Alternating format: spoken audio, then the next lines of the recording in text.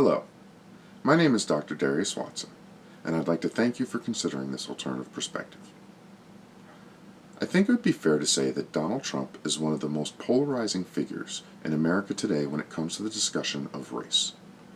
Whether it's issues of protest the national anthem in the NFL, or Latino Americans, immigration, and his responses to the disaster in Puerto Rico, there continues to be a broad narrative regarding Trump and the degree to which he represents deeper, more divisive racial issues in this country today. I myself had an interesting experience during the national anthem protests and the discussion surrounding it, precisely because I found myself defending my perspectives to both the left and the right. For those on the left, I was not being near quick or absolute enough in my declaration of Trump as a racist. For those on the right, I was clearly incorporating issues of race into a topic which they felt had nothing to do with that. For me, it led me to have to sit back and truly consider, what is the issue for me? I came to a conclusion that there were in fact three reasons, or three considerations that were leading me to be quite hesitant in my absolute declaration of Trump and his perspectives as racist. First, the term itself. Although I don't always agree with why it is a claim on the right, I do have to agree that the use of the term racist has become far more prevalent than perhaps it should be. I often wonder how a Jew, especially a survivor of the Holocaust, reacts to those who use the term Nazi in an offhand way to describe someone else. I wonder if their thought is not, for instance, let me tell you what a real Nazi is. I have this same perspective when it comes to people utilizing the term race, or racist, I should say. Ultimately, it seems to me the term has become something that we throw around in much the same way as we describe someone as being mean. It is the description of a particular behavior and not who they are. For me, labeling someone as racist is a much deeper indictment of their soul than it is some sort of surface explanation of what they've recently done. I am not suggesting that Donald Trump does not fit the mold of a racist. It's part of the reason why I'm struggling with this.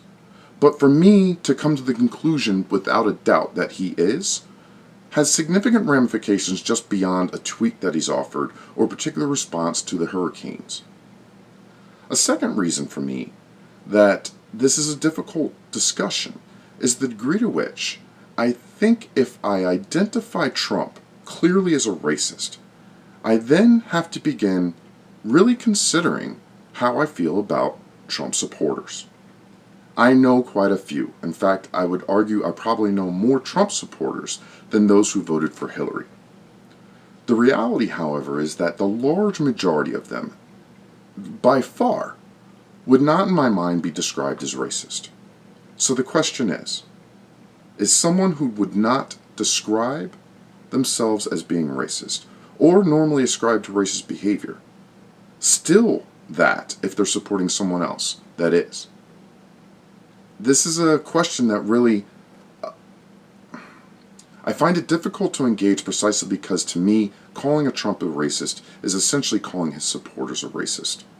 Not just because the fact that they supported him, but the fact that his engagement with these issues really forces them to often come and directly lay out their perspectives and take positions that I myself, and interestingly, I think they themselves often find contrary to who they believe they are. I think the third reason, or the third issue I have with regards to labeling Trump a racist, revolves around the implications for that from a broader societal perspective. It seems to me that the single biggest advancement or victory in civil rights and the overall progression of race relations in this country has been the increased confidence in the average American and minorities in particular that the individuals at the highest level of power were working against those forces and not with them. One of the things that I think highlights the differences between America in the 1950s and today is the degree to which there are no individuals within the government who are avowedly or explicitly racist in the sense of, for instance, supporting segregation. If I accept that Donald Trump is a racist, then I almost have to begin to go back to those times and consider what does that mean for our country as a whole.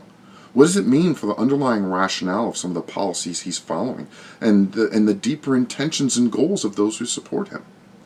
In the end, I think discussing Trump as a racist is a much more difficult and nuanced topic than simply discussing whether or not he's making poor decisions in individual moments.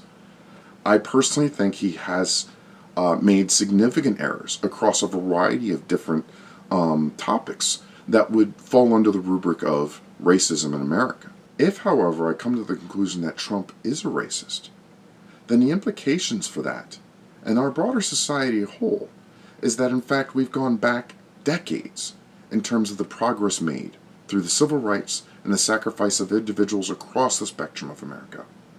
I truly hope that those who argue he is a racist promoting a white nationalist agenda are wrong. At the same time, I also